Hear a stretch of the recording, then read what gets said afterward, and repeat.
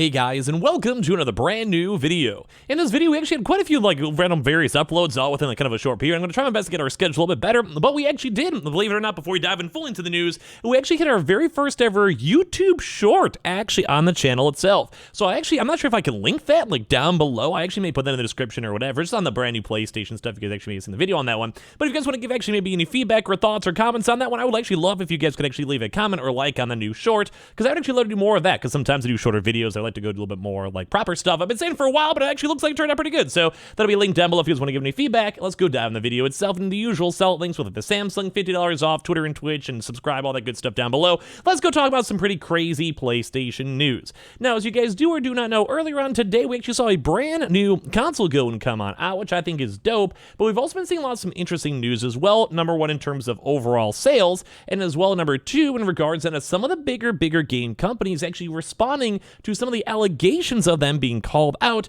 having poor performances, with bad sales and everything else too, and that's in regards now to Square Enix and Final Fantasy 16.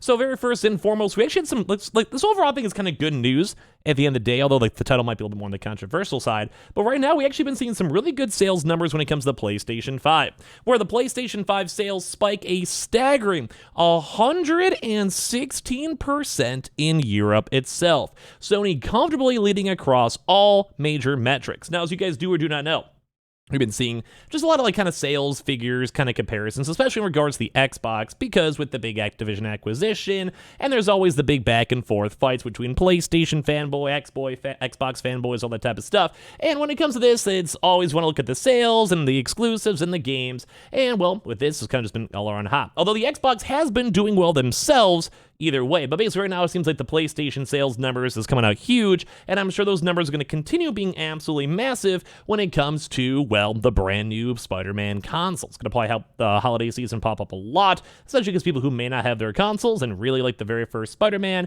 may actually go and be reintroduced to the PlayStation ecosystem, because they're like, hey, I played the first game, I liked it, I kind of want to play the second one, they have a brand new console with it now, let's go check it out and see.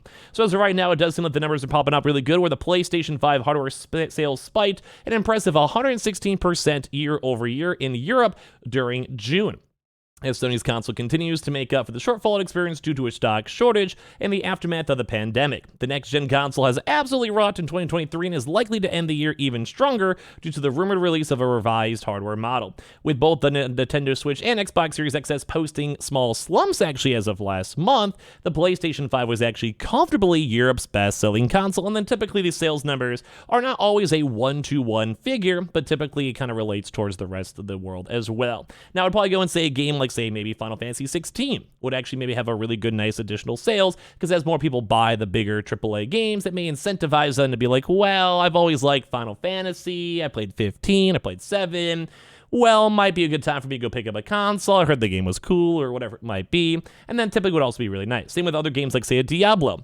Those games are actually selling very, very well, and actually sold better on the PlayStation, at least in the console market. PC was the major market for that. So software is also selling really well on the console.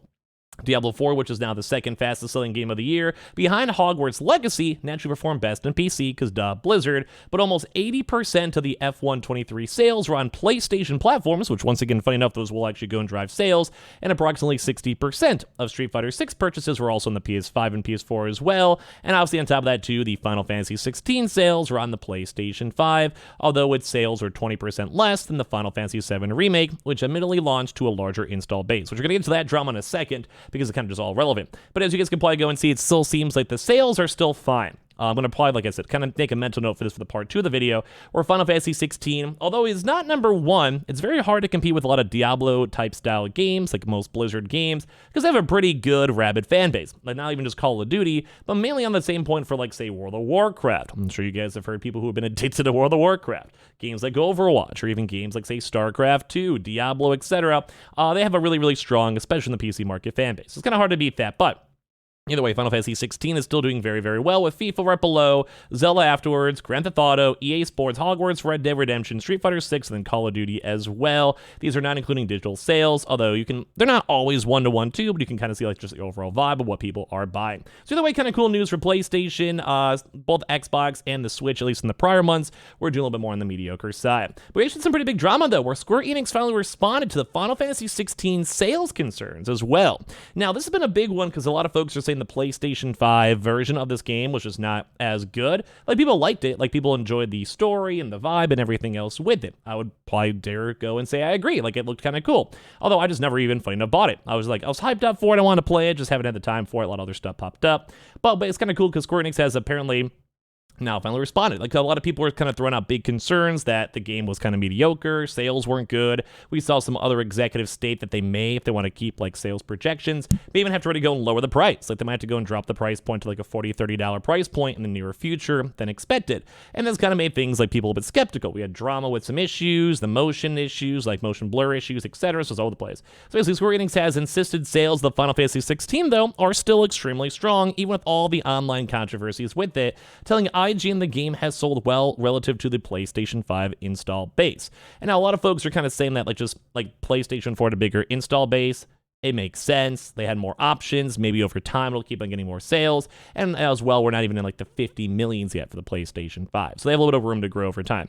So the PlayStation 5 exclusive sold 3 million copies. And I think we talked about this in a prior video, or I think the ratio is really good. The ratio for the PlayStation 5 to PlayStation 4 was actually higher on the PlayStation 5 because, well, there's less consoles, but their overall ratio of console owners that bought the game were actually higher than expected compared to the PS4. Although, granted, at the end of the day, you want more overall sales. Like, you'd rather be in a market with 500 million and 100 million buy it versus a 200 million and 100, or let's say 80 million buy it.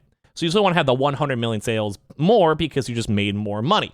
Like, if that makes sense. Kind of like the mobile market. You want anyone on there. You don't care if it's only iPhone users. You most of the time want anyone out there because you just want to make as much money as you can. So they actually have some response over here too as well, because like I said, some people are kind of on the, kind of weird side.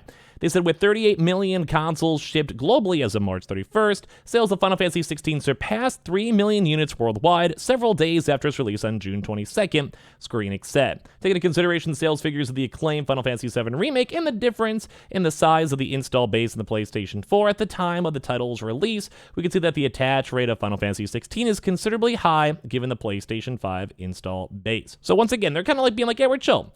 Could it be a little bit higher? Yeah. Could it be better overall? Yeah, but they're still chill. Square Enix considers the initial sales results of the Final Fantasy 16 to be extremely strong and will continue to carry out a wide range of initiatives to encourage even more people to play the game. So maybe just more updates as time goes on, maybe more so sales. We hear them mention multiple times that they may want to lower the price point. Square Enix is infamous for its wildly inflated sales expectations, with everything from Tomb Raider to Hitman considered failures internally despite selling millions of copies, which is kind of funny because they probably should have wanted to tone it down a little bit more.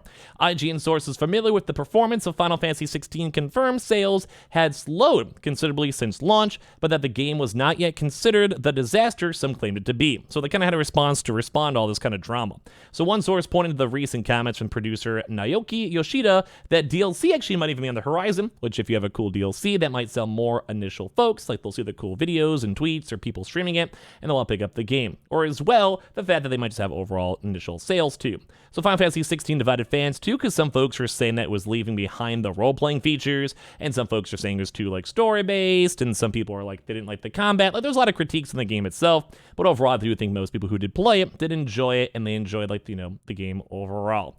But it's kind of cool. They did say the game data painted a positive picture, and the game itself is not a failure. It's doing fine, and at the same time of that too as well, it was really a good game. The PlayStation doesn't have that many installs as of the PS4, so it makes sense why it's lower, and like I said, over time it might get a little bit bigger. At the same time, too, as well, it kind of seems like it's stabilizing, still getting sales. And obviously, games like a Fortnite or Apex or Minecraft will probably get more playtime overall, or even things like GTA, etc. Plus, you also had to compete with Diablo, and Diablo was actually, a lot of folks have been playing Diablo. I'll probably be playing the Diablo seasonal up on Twitch if you guys are bored, link down below. Obviously, same with the same usual links down below with the Samsung links and all that type of stuff, too. But once again, if they kind of maybe push this game more on maybe Xbox and PC at the same time, maybe it would have had an overall better reception because there's more people playing it. But I think they had probably a big marketing deal or exclusivity deal with PlayStation overall. They said this may be below Square Enix expectations though, but the launch environment and mature rating of the game do limit its potential somewhat, given the success achieved by Yoshi P in turning around Final Fantasy XIV. I imagine expectations were also pretty high.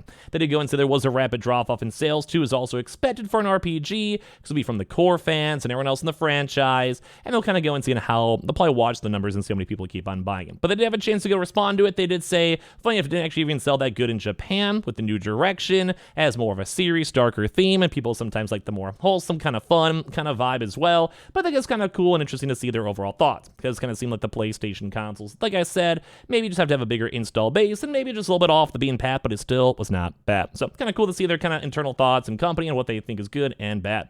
Make sure you guys are subscribed or live up on Twitch if you guys are bored. Check out the Samsung links down below, and of course also check out the shorts we mentioned too, and give me your thoughts and feedback. Would love to go and see it, and I appreciate you guys all so much for watching here in the first place.